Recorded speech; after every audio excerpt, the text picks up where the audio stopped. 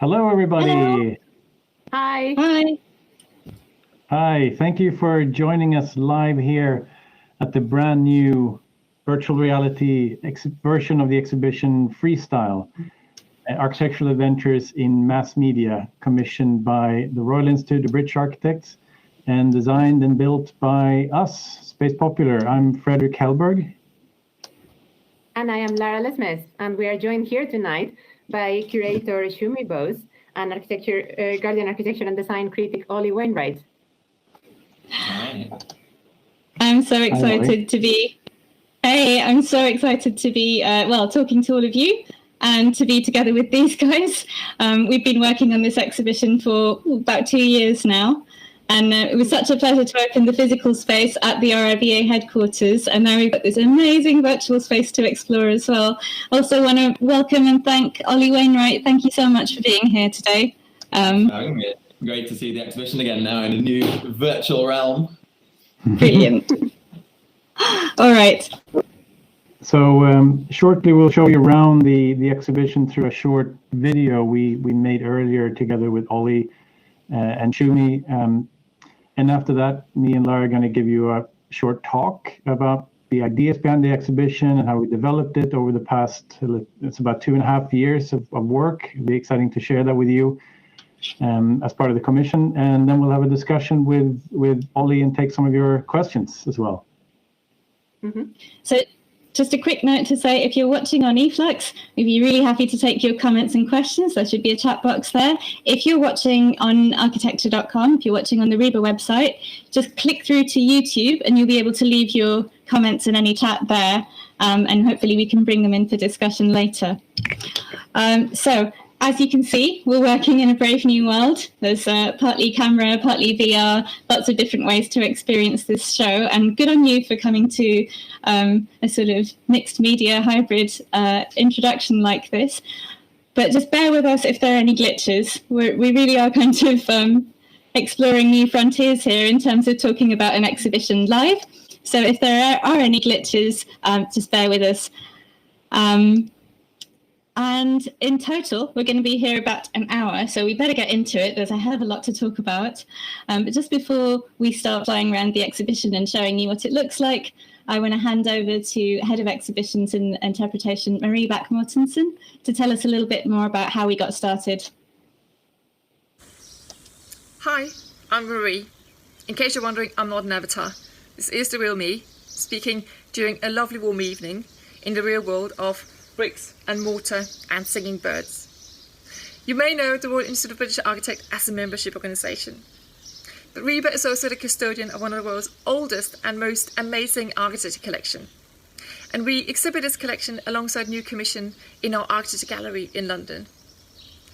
Freestyle is part of a series of contemporary commissions that revisit the Italian Renaissance architect Sebastiano Serlio's architectural treatise, 7 Books of Architecture.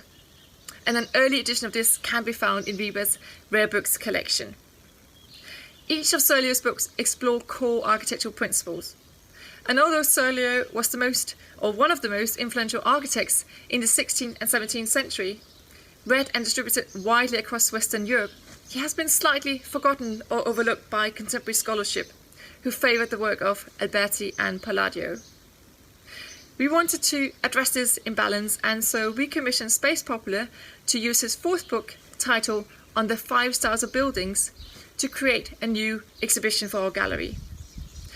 Connecting 500 years of architectural history with contemporary practice and exploring the link between style and media, they've transformed the gallery into a colourful environment where our collection items are brought to life using virtual reality.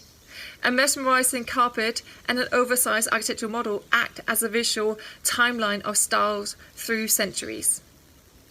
Sadly, like many other museums and galleries, our building is currently closed.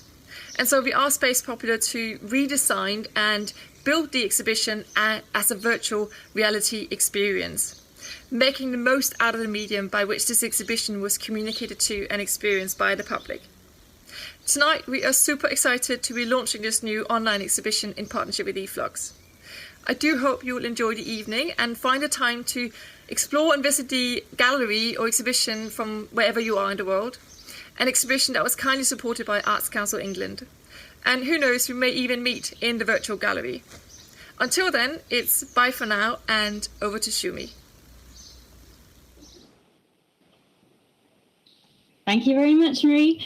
Right, time for me to tell you a little bit more about the exhibition and where we actually got to with that exploration of RIBA's fantastic collections. There's so much great stuff to choose from, and Fredrik, Lara and I had a really good time diving into archives and looking around in libraries and looking at beautiful drawings.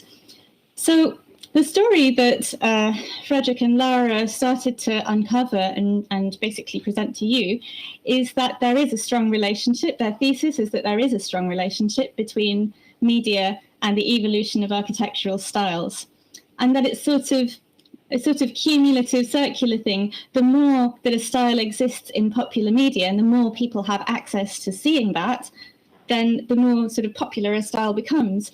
So we're in this room, which sort of acts like a timeline. At the point where you enter the room and at the point where this giant model to the left of me begins, we're in the 16th century, around about 1550, when the first sort of printed documents around architectural style, first illustrated books, started to land in the UK, and British architects started to look at these styles that were sort of traveling between different countries and between different architects. This was quite an elite profession at the time, and not very many people could afford books, not very many people could afford to get books printed. We're looking on the carpet now at sort of early printing equipment, and this stuff was quite heavy duty, exclusive, and also the information around architecture, who got to be an architect, who could study and actually call themselves an architect, was quite an elite profession. What we found looking through this relationship between style and media, exploring Space Popula's thesis, was that as time goes on, things become more and more accessible. So if we have print being quite an exclusive medium at the beginning, we then move forward to, let's say, the 18th and 19th century, where you start having early photography, and this becomes a much more popular, let's say, a mass medium, where you can have different styles translating from around the world. The world suddenly shrinks because you can really see what things look like. Further on, further into the gallery, way down the other side, I hope you managed to explore it later, we get down to the sort of 1960s, 70s, the advent of television and narratives and non-linear stories that jump from one influence to another. And this very much corresponds with styles like postmodernism and deconstructivism, where things don't necessarily have to harmonize in a historic classical way. So basically what we found was that as technology and media technology evolves, things open up, and style, in other words, becomes more and more accessible. More and more people feel like they're able to take part in conversations around style and have influence on style, hence freestyle. So essentially, it's a story of architecture almost opening up and sort of democratizing, so that more and more people can take part in conversations about it, which is essentially what we're trying to do here at the RIBA Gallery. In any case, that Space Popular have managed to sort of really use research to produce all this work that tells that story of architectural evolution in terms of style in Britain. Well, that's my take on it. I guess there's so much to talk to you about that I could probably go on for a long time. But I think instead of me talking to you about it, it'd be better for us to look around. And we had a really nice time showing Oliver Wainwright is here with us around the tour earlier this week. And we thought that would be a nice thing to show you so that you can have a look with us. So come with us. We'll just have a look now. Let's go. Okay. Wow, that's a pretty momentous entrance you've got there. Wow. That must be taller than Portland Place. Oh, yes. Looks like I'm going to end up going off the edge of a diving board. Oh, wow. Amazing. Okay, so where are we now? We're now in the kind of entrance lobby before we get into the main gallery space, with the specific aim of it existing physically in a physical exhibition space. And it really became kind of clear when we decided to build this space that media of the show itself is a physical exhibition, physical model, and it's a physical gallery. Whereas with the situation we found ourselves in now, where that medium is not accessible anymore, we looked for, other mediums so that people could experience the space. And, almost paradoxically, we are now inside one of the key mediums that the show itself speaks about. I mean, it's both amazing, but also kind of absurd in a way. But it also means the virtual space here is built to emulate the physical exhibition. And I think that if it would have been built originally to be experienced like this, it probably would have looked a bit different. Oh, for sure. It would be totally different. I mean, all the things where you've designed something that fits very well within a particular room, I guess we've had to decide how much of that room matters and a lot, right? Because the whole exhibition was kind of, as you say, physical. But maybe we have a look inside and see. Yeah, itching to go and see it. Yeah, exactly. Me too. Let's just go ahead into the main gallery, I guess, no? Yeah. Mm-hmm. Okay, so you've recreated the exhibition, but then added a whole new series of wings kind of either side. Exactly. So we basically recreated the main area of the gallery, keeping the structure of the timeline. But then instead we placed the collection objects perpendicular to it, so you have a more timeline-like experience.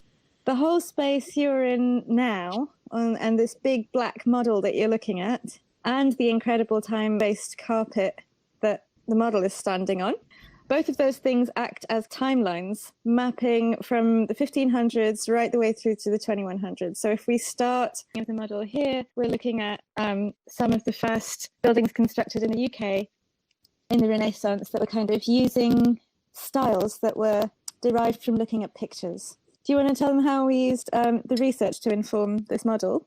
Yes, this was in the actual gallery a physical model that is based on the RIBA collection objects that look at key buildings from architectural styles across 500 years in Britain. Part of the reason why we decided to build it physically in the exhibition is, of course, because you can interact with it with your body and you can walk around it and you can touch it. Whereas here in this virtual space, we can move around it, but we can't actually touch it. So we had to kind of rethink and rebuild the way that someone would access it, and someone would be able to inside it. Yeah. So again, the physical model is supposed to be a timeline that tracks different styles in the UK as expressed in architectural manifestation. And around the room, if I sort of swirl around and look at these corridors behind me, they contain objects from the RIBA collections that kind of evidence the buildings that are depicted in the model. So if we're looking at something like that looks like a Chinese 17th century, a sort of chinoiserie pagoda, then chances are if you explore to the right and left of the model, you'll find some historic information to do with architecture at that time.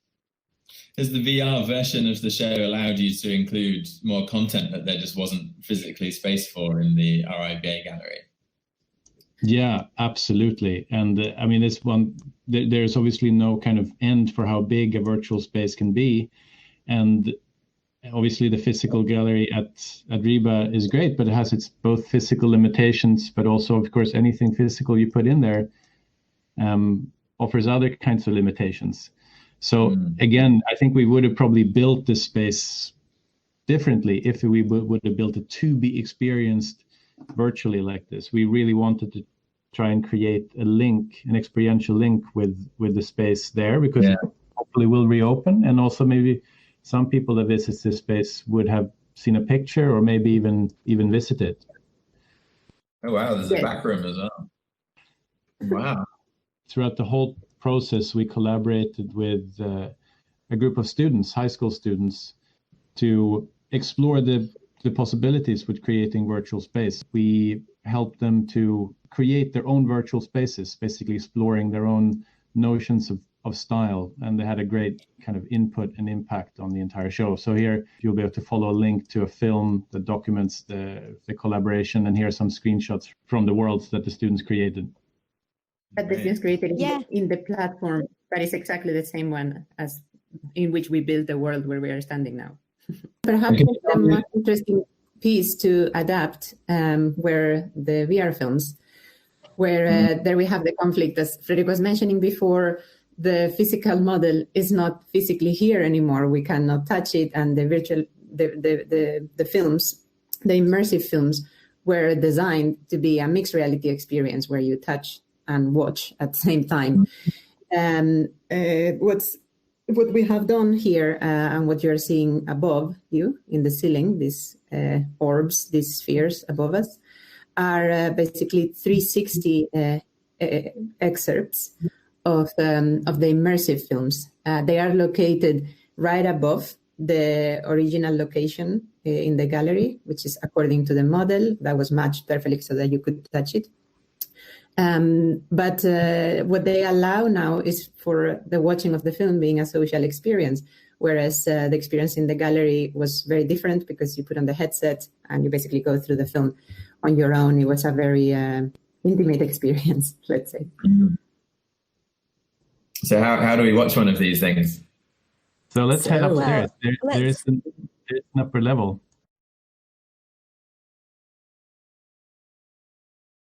I'm so rubbish. Wow. Yes. Which is like the attic of the RIBA. Well, really, Ollie, this is like being inside one of the VR headsets, essentially, because like you can't really see the physical model, or the sort of the approximation of the physical model. You can't really see the gallery space, but when you're inside the film bubbles, you'll still see what resembles the gallery space. So I think it's a bit like the VR headsets. You're just sort of in the film. Should we go into Act 1? Yes. Yeah, let's go into Act 1.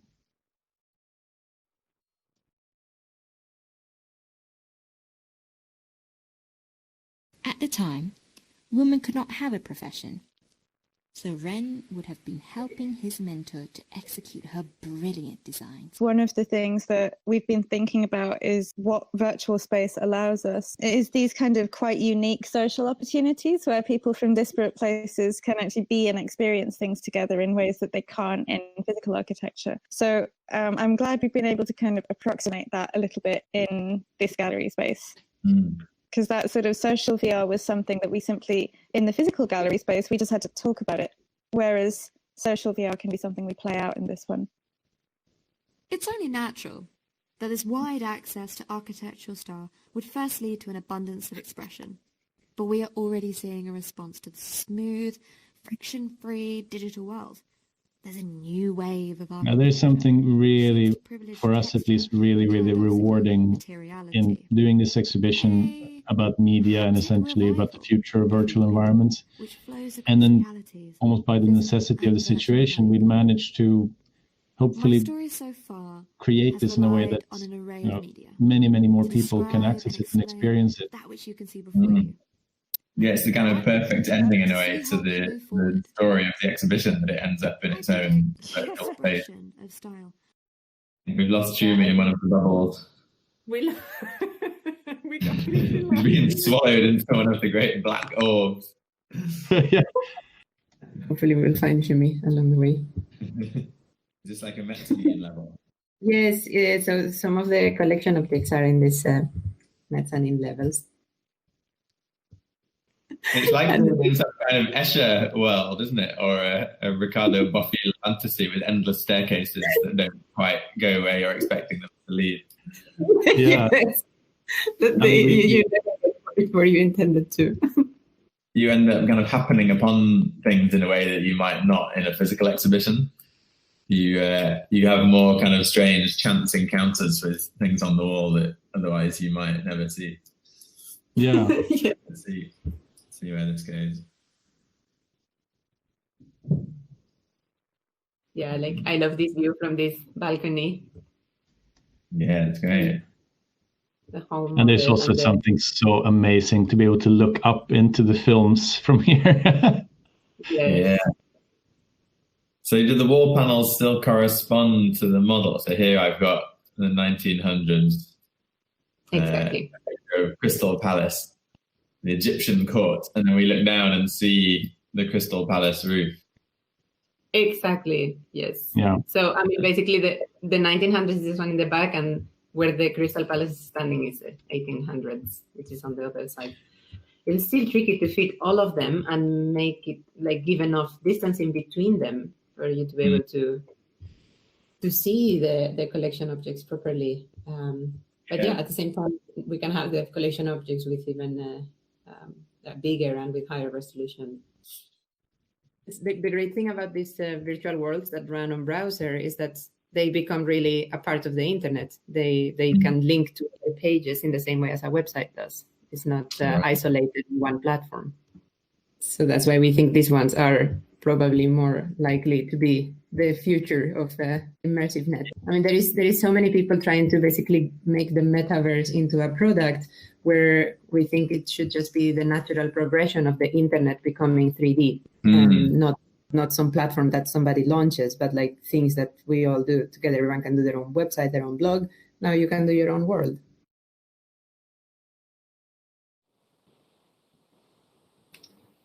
All right. What did you think? I hope you enjoyed flying around with us. I had a great time showing Ollie around and visiting the exhibition, as I can't in physical space, but it was wonderful to be able to walk around. And I hope you guys enjoy playing around on it too. Remember, you can access it on architecture.com/freestyle, and you should be able to find lots of links, as well as a chance to look around it yourself. But for tonight, I guess what you might really want to be hearing is how we actually put this together. It was quite a process. And in order to kind of explain really how they brought their vision together, I really got to hand over to Fredrik and Lara. So over to you, Space Popular. Tell us how it all happened.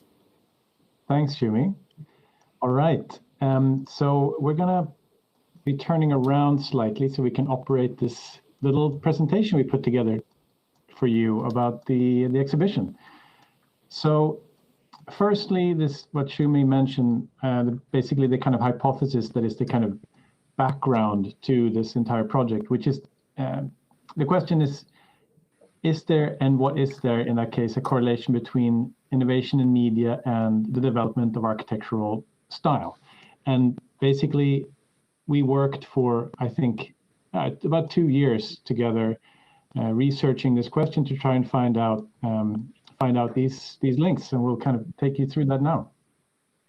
Yes, so I guess the first thing would be to give a little bit of an understanding of what is style, at least from our perspective, and especially in the context of this show.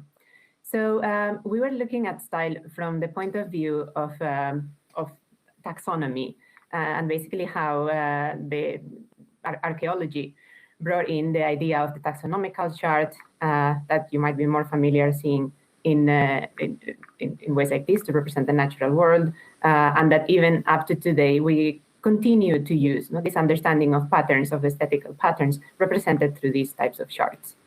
So this we were linking it back to maybe like to the Swedish botanist Carl Linnaeus, who was the first one to develop this sort of taxonomy, and soon after it, we start seeing these type of charts appearing with to basically to talk about architecture.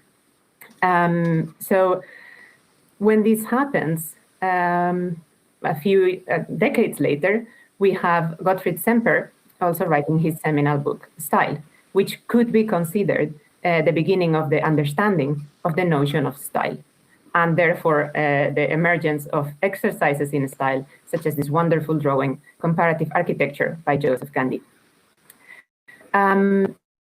In this sense, we're talking about style from the point of view of pattern recognition. Pattern recognition is something that we humans are really, really good at, and is the reason why if I draw a dot here, another dot, and a line, you see a face. And more importantly than you seeing a face is the fact that you cannot unsee that face. You cannot stop yourself from seeing the face. So once we see something, once we have understood a pattern, that pattern will basically stay with us and we will identify it throughout. So this is the reason why if we see a building like this, we might not understand what it is about, but if we travel through Bavaria and see a few interiors such as this, we end up understanding what is the Rococo. And maybe if we're observant enough, we understand that the Rococo style comes down to, in its essence, to an element that is called the rocaille and that is present throughout, despite the fact that I can create a lot of different interiors, a lot of different buildings, this element is always going to be part of it. So this linking style with pattern recognitions means that we're talking about an understanding of style that comes from the access to samples. And how do we get access to architectural samples? Here, just to say, this is basically how we see that architectural style links to media. So before we had photography, before we had books, we had to travel in order to see architectural samples. This means that for me to identify and understand a style and continue to build in that style and for a style to evolve, I would need to spend a lot of time going around. When archaeological expeditions and photography begins to arrive, then we have quite a faster, considerably faster access to samples. And then we start seeing things like pattern books that evolve throughout the centuries into this almost ultimate pattern or ultimate popular pattern book that is Pinterest. So this was just a very, very quick run through just an overview of how media accelerates, historically has been accelerating the access to architectural samples and the distribution of architectural samples. And that leads directly into the structure of the exhibition, which Shumi has explained a little bit about. The exhibition is arranged along a timeline. The carpet follows that timeline, and the architectural model also follows that timeline. In that carpet, in the physical space in Portland Place, each year was 1 centimeter. But then we have these other more irregular sections, which are basically the architectural styles. So from Renaissance to Baroque to Palladian, being like looking at the styles that were more prominent in Britain. And then we have another structure in the carpet, which is this sort of organization around these bubbles that is showing media. So from the printing press to our left, to the mobile phone and the headset on the right, passing through other quite interesting semi-immersive media, such as the zoetrope, the stereoscope, which was apparently a favorite of Queen Victoria, the virtual reality headset, and far in the future, we have Rick's portal gun. And if you don't know what it is, stop what you're doing and go and watch Rick Morty. Going back to this issue of how we try to put together styles, of course, we realized that trying to separate two styles through a hard line was almost impossible. So we created another representation of these styles, which was through these clouds in an elevation that stood at the back of the exhibition. The reason why we chose to do this other representation with clouds is because these clouds can overlap with each other. So you see that we have in the overall elevation some areas that get really cloudy with a lot of small clouds and very messy, and some other areas towards the earlier times on my right that have much bigger clouds and styles that were lasting much longer. We are, of course, not the first ones to attempt to do this, and certainly our version might not be the best one. But we were incredibly inspired by these overviews, these critical looks at the timeline of styles when we were working on our research. And the way we introduced our thesis was through a mixed reality experience. Here you see some photographs of the physical installation at the gallery. And here you see Shumi enjoying herself immersed in the virtual reality films. I certainly am. The virtual reality films are developed in 4 acts that are hovering here above me. You cannot see them now, but you will see them when you visit the show. And those 4 acts take you through 4 different moments in time throughout this timeline. So here you see a little bit of an overview of what some of the environments look like, where we are basically putting together architecture, media, showing the correlationships in between them. You jump from one style to another, from different references, different environments, different spaces, and it culminates in the future, passing through the age of gaming and so on. So, oops, sorry. So we thought we'd just show you a little bit of the kind of research that went into to make freestyle possible. And we are in our work generally also in the past couple of years interested in this core question of what immersive media's impact on architecture is and what it might be. In immersive media, of course, we mean in our current condition, VR headsets, but also this kind of environment that we're in live right now and how that might affect both physical and virtual architecture in the future. We have done other exhibitions in the past that have explored this, and it kind of culminates, we would say, in this exhibition at RIBA. So as Shumi was mentioning, it all started with Sebastiano Serralio's seminal books on architecture, and specifically the book on style, published in Venice in 1537.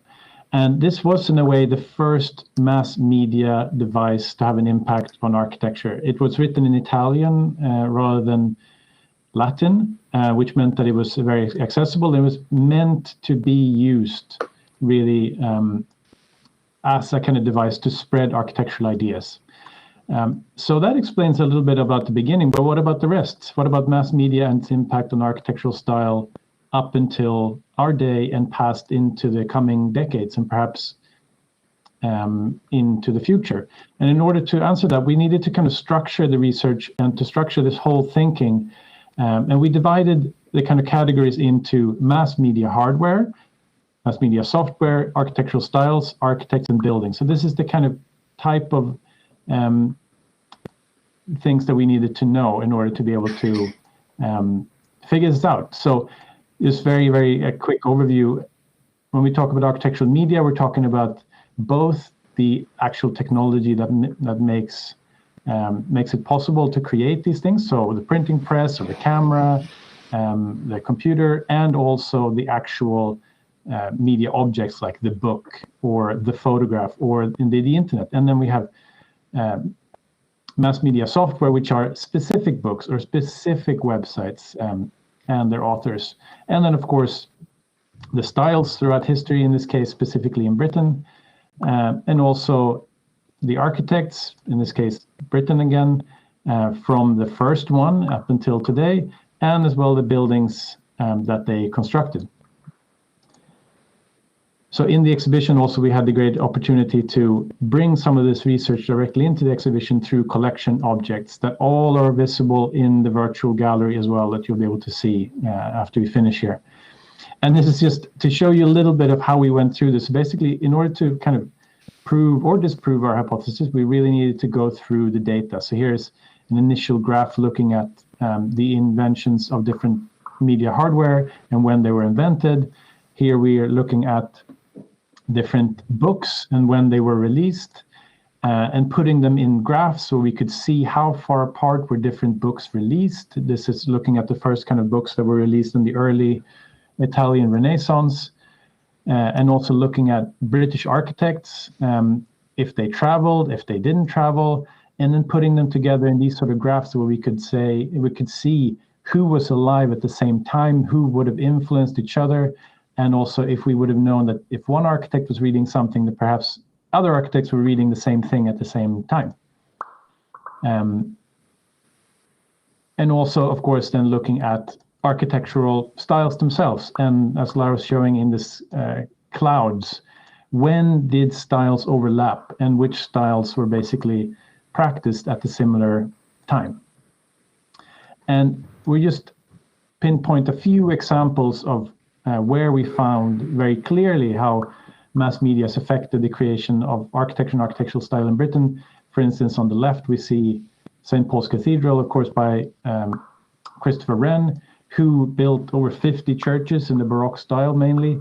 And he only left Britain once to go to France for a few weeks, which meant that he got all of his ideas and all his designs from pattern books, mainly from France at the time. And on the right, of course, the glorious Brighton Pavilion by Nash, done by an architect who did not actually go to the lands where the kind of architecture that influenced his building were actually available. So he got these forms from objects and from books that would have traveled to Britain via new communication networks and the media. And to things like this, the Egyptian court at Crystal Palace, and the Great Exhibition being the sort of almost like the first version of the television where ideas really started to flow in, inspiring new architecture. So just to conclude here then, immersive media means that basically media becomes spatial and therefore architectural. And just some quick points here on what we think the impact on virtual architecture is. So of course, the title FREESTYLE, what we're doing here now, we created this virtual space very quickly. We have created an entire new gallery in the span of a few weeks. And also through these kind of mediums, communication becomes incredibly fast through literally space and architecture.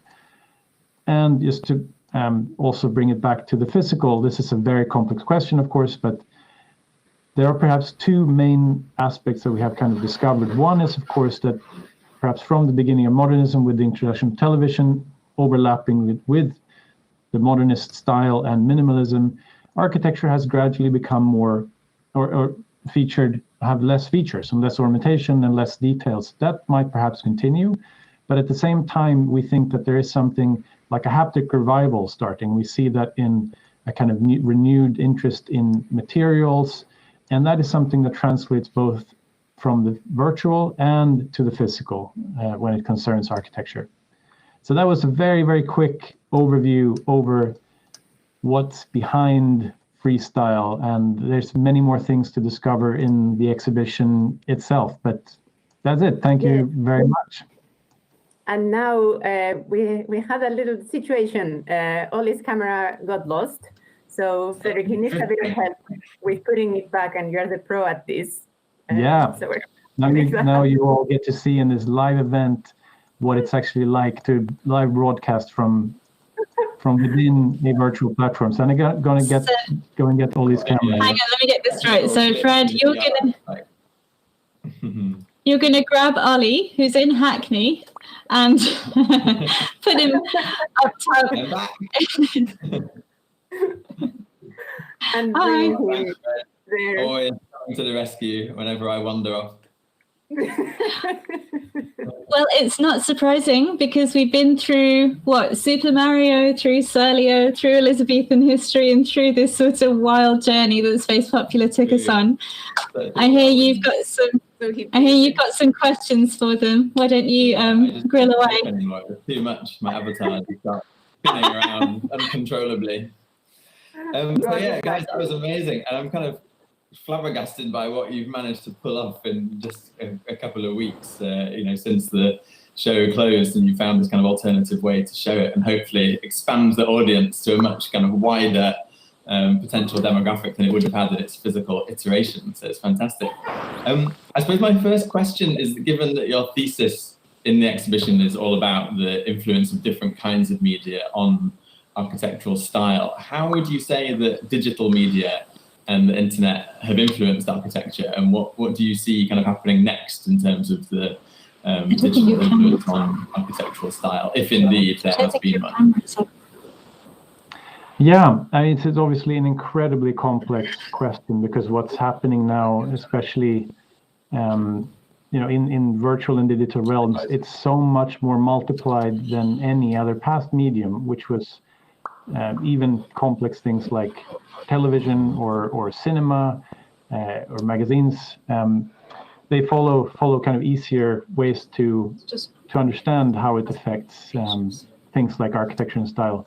But I guess the kind of summary here is again in the title of the show, really, FREESTYLE. Perhaps if you'd say one thing, that's perhaps the kind of most important thing to mention, that it allows a larger kind of group of the world to have access to create architecture. In this case, we would kind of combine and think about physical and virtual architecture, perhaps not being too dissimilar as many people perhaps would think, where thousands or hundreds of thousands of spaces are built regularly in virtual environments. Lara, do you want to pick up on that while I move Shumi back into her Oh, yeah. pocket. Oh my God, everyone is destroying their cameras. What's happening?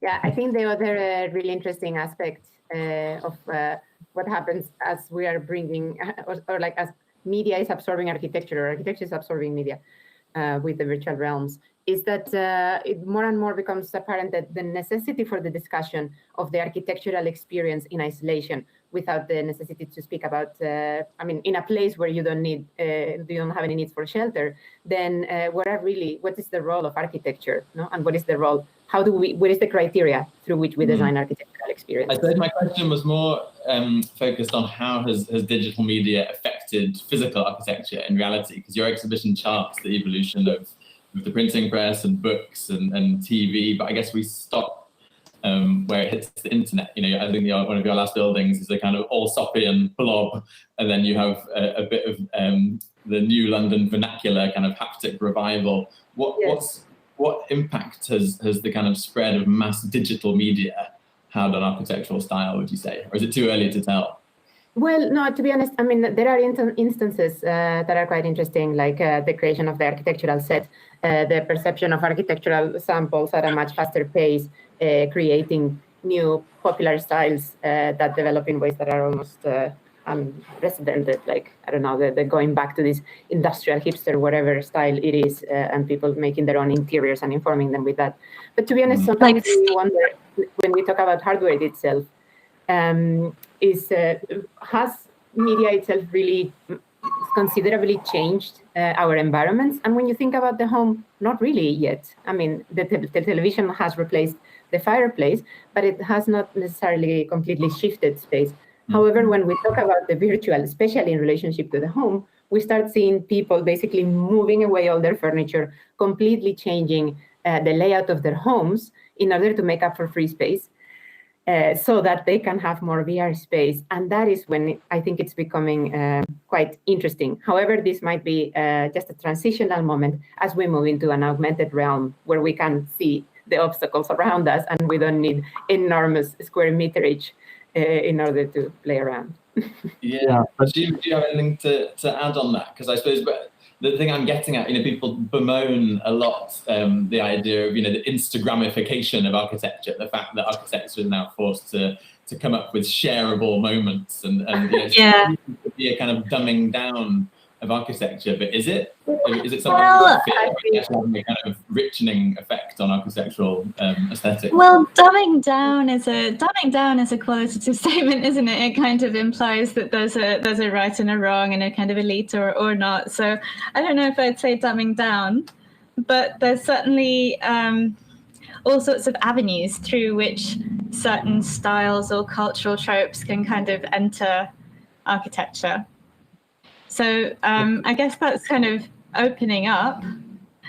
And we have also within the exhibition, one of the objects is showing precisely that example, and the William Butterfield Church, which has these very prominent stripes. And he was blamed for doing that in order for his buildings to look good in the high contrast printing press. Yeah, basically. Basically, he was basically accused of being too flashy and kind of building for the images, basically. And that does happen. And I think also people's experience of space is a little bit like you go somewhere in order to take a certain selfie or something like that. So I think perhaps the image is influencing the way we think about space. I've seen so many people talk about, for example, where they zoom, they're arranging the perfect sort of background and something. So I think there's something to do with images becoming very, very public and that having some kind of impact on perhaps styling your environment and creating desires, I think. So yeah, perhaps that is opening up. Now if you want to talk about who's allowed to create desires and who's not, then we can maybe talk about, style always creates these sort of contentious debates about class and taste and things like that. So, yeah. I think you're right that, the idea of designing for the media is nothing new, which is what your exhibition shows so brilliantly. I think the Butterfield example, it's my favorite exhibit in the show. It's the kind of designification of architecture has been going on for centuries. It's not something new or scared of. Just moving on to this exhibition, could I ask you kind of how you practically went about translating a physical show into the virtual realm, and what you would have done differently if the exhibition was being designed in virtual reality from scratch? Yeah, so obviously this entire research project, and it was 2 years of work, was very, very much focused on bringing it to a very specific physical room, at RIBA. And I mean, as we kind of mentioned, as we spoke about in the tour, it would have probably looked a lot different. And this links to basically what kind of affordances we bring into virtual worlds. Because obviously now we are represented through little avatars, but we don't look anything like ourselves, right? But we're still standing on the ground, we still have two eyes, and we still look around. But the exhibition as it is now, as you are watching at home as well would have seen, it is relatively similar to the physical one, and we really wanted to create a strong connection with people that have visited that show, and also people who might be able to visit the show once it reopens again. And I think maybe to say is what we would have done differently. Obviously, virtual worlds affords us to place things in completely different ways. And one thing that we really, really struggled with, the most difficult thing of all, I think, with putting the show together was that the data, all of this data of hardware and innovation in media and architects and buildings, when they were built, different styles, when they were put in place and when they were popular, and putting all of that data into basically a flat surface with a model on it was quite limiting. You know, this data would really be beneficial to be shown in full 3 dimensions, where data can flow and fly, and you can basically put a tag in the middle of a room without having any attachments. So I think that would have been just impossible to do now, because the entire logic of how the show is designed is for it to be experienced with your body in the gallery itself. Whereas in the virtual world, it could be completely isotropic in a way, where there's no specific direction, which is probably something that we would have done if we would have designed it in the virtual space from the beginning. Just following on from that, I suppose, given the current situation of the pandemic and most museums and galleries being shut for a few months, it seems like everyone has jumped on the kind of VR bandwagon, in a sense that every museum in the world now has some form of visitable online version of their spaces, whether it's the tour through the Louvre, or the new Hauser and Wirth virtual reality experience of their new Menorca outpost. Which examples of these do you think have actually been successful and kind of show the potentials of virtual reality exhibitions?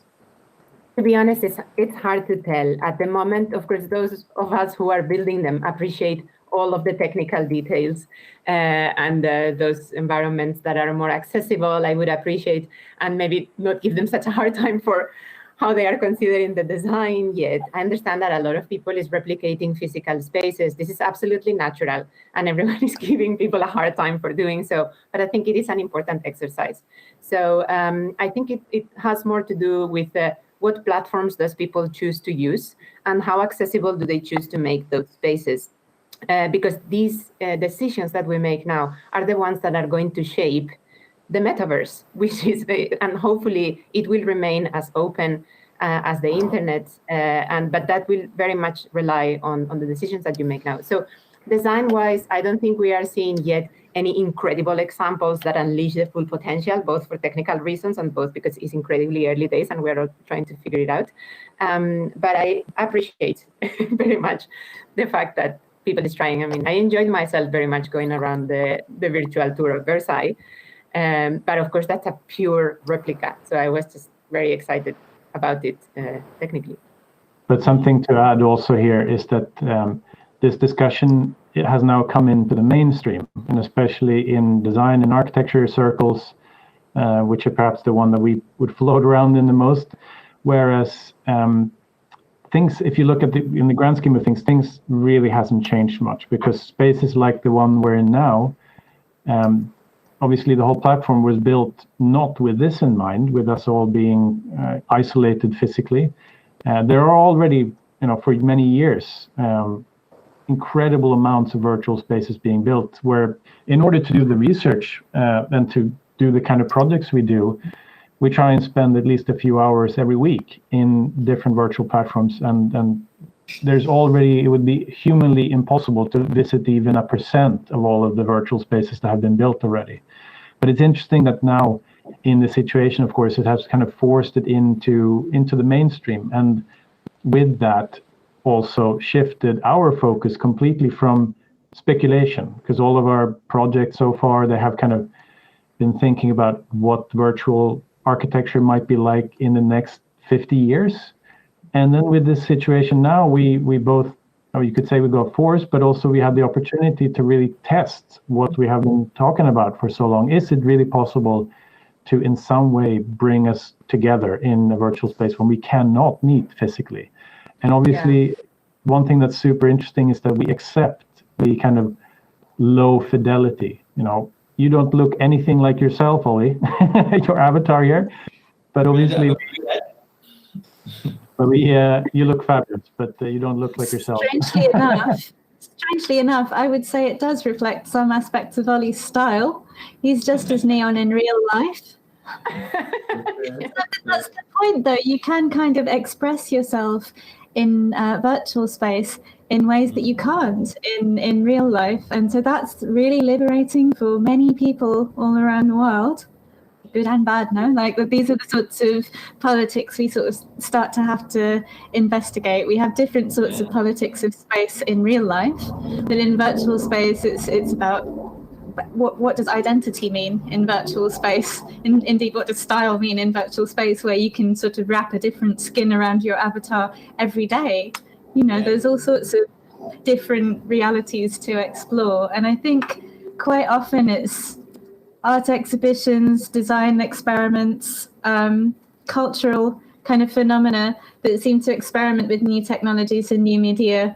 And people start sort of getting used to it. But of course, the uses of virtual space are going to be quite practical, things like healthcare. And I mean, there's thousands and thousands of people getting things like therapy and mental health through virtual means all the time. And so I think, things like gaming. Perfectly answer my final question before opening up the question from the virtual audience.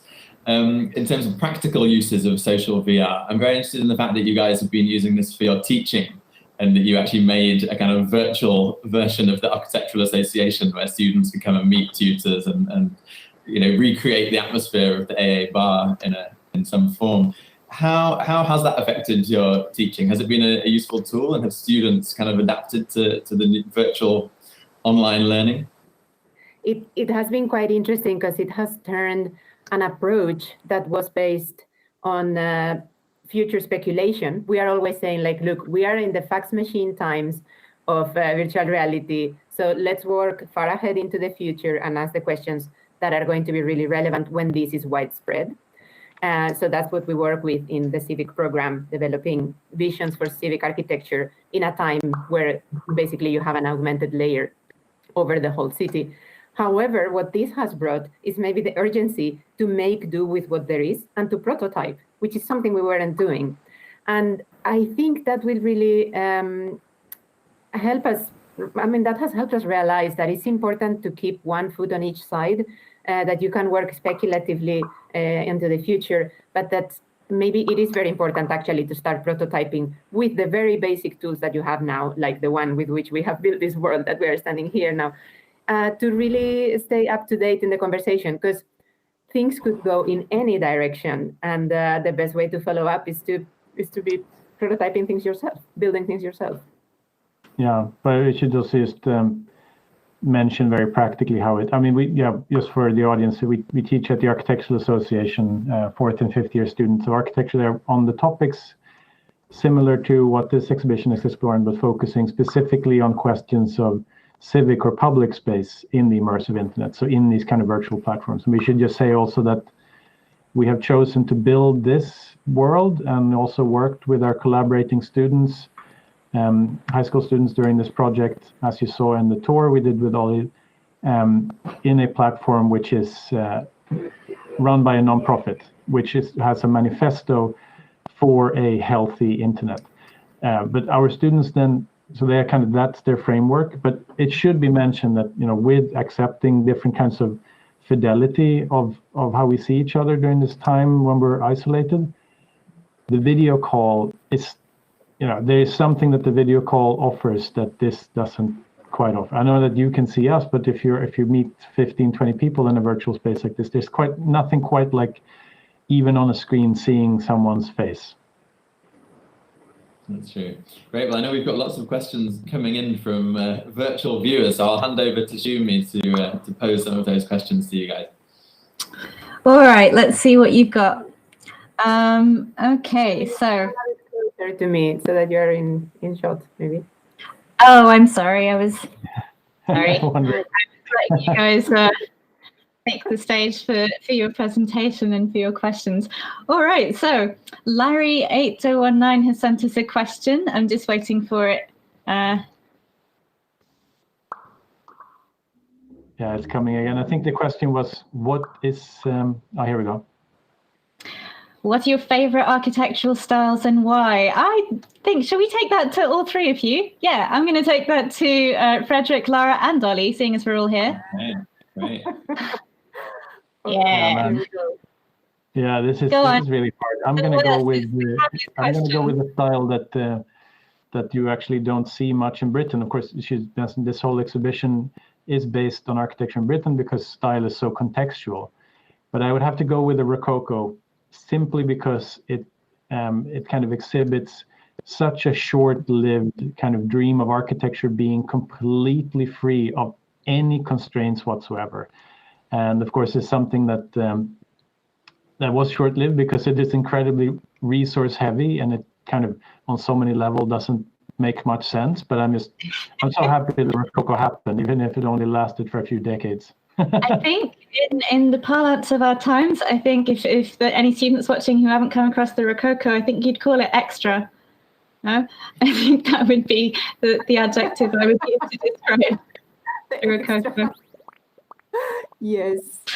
Lara, what about you? I have to also step out of Britain. I'm so sorry. This question was actually very on point. My absolute favorite decorative style in terms of its polychromy is actually the Korean traditional architectural style called the Dansheong style. I know this sounds very niche, but honestly, like when you ask me that question, that's the first thing I think of. So, but gotta love them all. I am also very interested in many other moments, but I must say that if I'm very honest, this is the first thing that came to mind when I read that question. I'm so glad, and it's not niche in Korea, so I think it's amazing to bring in other influences. We did a thorough research on England, but it's great to bring in all these kinds of other styles that are traveling, and that the world is so much flatter, and we recognize things from other cultures. So I've been filling as much as I can. Ollie, what's it going to be? No, it's the worst question, but I'm going to have to say postmodernism, I think. Given after decades of architecture being kind of evacuated of any meaning and ornament and colour, it was a breath of fresh air in the 1960s and 70s, the kind of revival of wit and mischief. And what I find particularly exciting at the moment is a kind of revival of some of those ideas. I wouldn't call it neo-postmodernism, and I think Adam Furman has referred to it as the new London fabulous. But this present revival we're seeing of colour, ornament, pattern, fun, wit in architecture and built environment, I think is long overdue and very welcome. I think Space Popular are championing it. Do you know, Ollie, to know you and to look at you, I never would have guessed that would be what you said. All right, let's see, what else have you come up with? Any more questions from our audiences? All right, this is a good one. So if you argue that tech will democratize styles for all, what do you think about this globally? It's kind of following on from Lara's. So there's an unequal adoption of tech across the world. That's true. There's an unequal adoption of tech across the world in qualities of internet. For example, those of us streaming from beyond the UK right now. I think that's it's often the case that we sort of imagine that the internet is a sort of flattened utopia for everybody. What do you think about inequality in tech and how this affects things? Good question. Yeah, it's a really big one, and obviously it's putting to the point also what the exhibition kind of promises in its title, freestyle. And of course, this is easier again to speak about from a historical point of view of just what architectural style has been almost forever until now. You can criticize sort of what's happening now in the world of the internet and the coming immersive internet. But if you look back and look at what kind of incredibly elitist thing architectural style has always been, like you could say that architecture, if you think about it like a creative process, it's something that was very, very restricted and not accessed to the masses in any way. So even though you can criticize the way that the internet and the digital world is discriminating against certain groups, so people don't have access to technology, and also coming back to the questions that we're asking our own students of discrimination and other things that are happening behind the scenes where we can't even see what's happening, or information that's being kind of taken from us, etc.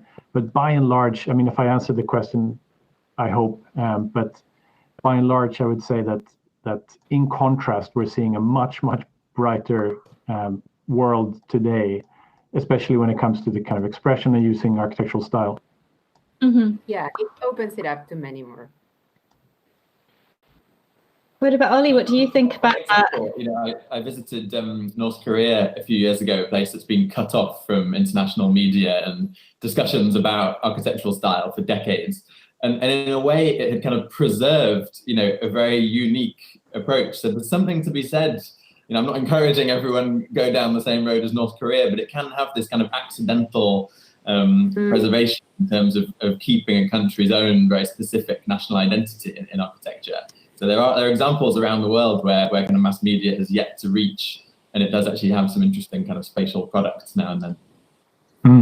Yes, I think that's quite interesting, and that the argument is not that things are necessarily going to get better or anything like that, but that our point was to acknowledge that media has a huge impact and makes knowledge about architecture to many more. Not to say that places that maybe have a different approach or a different context are not developing really incredible architecture themselves as well. I just went through the keyhole. Okay, one more question. I don't know if you saw that, but I just went through your screen. So, one more question. Do you think VR will become the standard across museum programming from now on, or even become standard in architecture practices, construction, and events? Oh, goodness. Well, I suppose maybe I might take a little bit of that one. What do you think they mean that becoming the standard? Meaning that... Question within the question, what's a standard?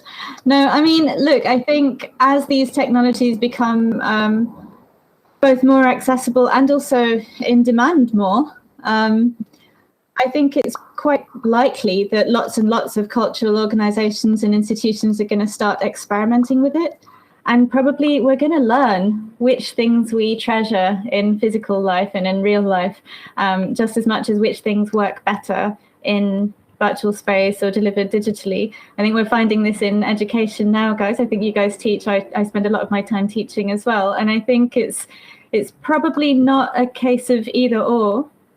There is going to be, I think, a lot more experimentation, a lot more sort of trying out of things, and everyone wants to try on a new pair of shoes and try the latest tech. And I think we're going to see some things that we still really prize in physical experience, and things that really have to happen haptically, rather than either or. Just very, very on a very, I completely agree, but on a very practical note, perhaps just responding to the question, we think that on a very practical note that obviously this situation is going to probably stop all VR being used in museums for the foreseeable future, because it's literally a piece of an object that you put on your face, and that in many exhibitions is a public thing. But what will happen very soon, and it's kind of speculation that a lot of our work is based on, is the fact that all the companies that are making this possible. This whole thing is driven by market-driven forces. Will transition from the smartphone to augmented reality glasses. That's just something that is literally in the plan for all of these big companies, which means that museums, institutions, work, and all of these things will transform as in the next 10 to 20 years, the smartphone disappears completely and gets replaced by a screen that is draped over the entire city and anything we look at, which will mean that the museum will probably have to be completely reimagined. Because if you have access to the asset, like the art or whatever it is that you might want to look at in a museum, it could be then draped over anywhere, essentially. And that's really where any museum, any institution will have to completely reimagine how this happens. Can I just add, one of the most exciting uses of augmented reality that I've seen is in architectural consultation, in terms of opening up the very opaque and obscure planning process to everyone, that you can now visualize exactly how tall a building is going to be and how it's going to loom over you just by holding up your smartphone and placing it in augmented reality. So I think it has a huge potential power for expanding consultation. Yeah. As ever, technology is always put to the service of money, and so if there's something that can mock up something for investors and make sure that everything is just as it should be, then avoiding risk and making as much profit as it can do, then of course those technologies are going to be adopted. All right, I think there's one more question, and that is sort of fairly speculative one. Alan C asks, is there a completely new architectural style waiting around the corner? And if so, what does it look like? Alan, let me grab my crystal ball. That's a really good question to end on, I think. I mean, one speculation that you'll be able to see when you visit the virtual gallery and you go upstairs and see the virtual reality, the immersive films, the last act, which speaks about the future, touches upon this slightly. And we think that rather than a style, because a style in the way that we traditionally understand them, they need to be repeated many, many, many times for us to understand them as a style.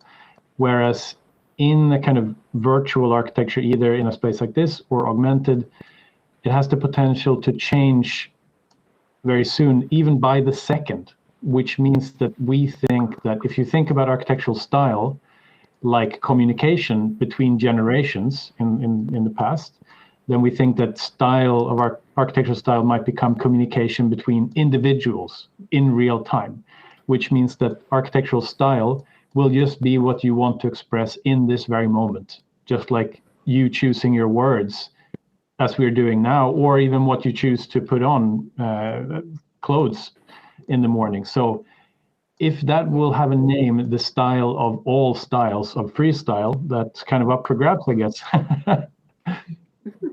But I have the true answer, which is... Go on, Lara, what have you seen in the future? Which is architecture in the future will be fat and hairy. Amen. I'd love that. Fat and hairy, just like I'm getting in lockdown. Okay. I really hope you've had fun listening to Fred and Lara. I ought to kind of wrap us up for tonight. So I have a few people to thank. I want to thank eFlux very much for helping us to host this event and make sure lots of people can see it. If you've only come in halfway through, don't worry. The whole event is going to be recorded and available on eFlux, and we'll put links to that on the RIBA website as well. And as I mentioned, there's lots more information about what stuff that went into the exhibition development. Oops, someone hungry.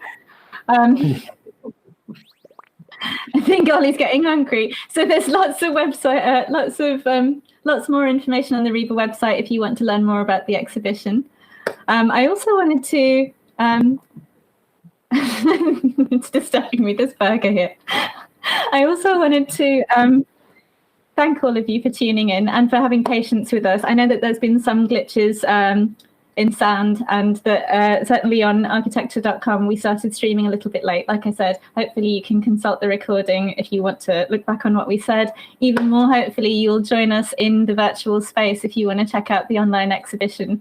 Make sure you jump in and give it a go. It's more like playing a game than it is going to an architecture exhibition, or somewhere between the two. See what you think. Amy, thank you very, very much to Space Popular, to Ollie, and to Chloe as well, behind the scenes. And thanks again to all of you for tuning in. See you in Freestyle. Thank you, everyone. Bye. Bye.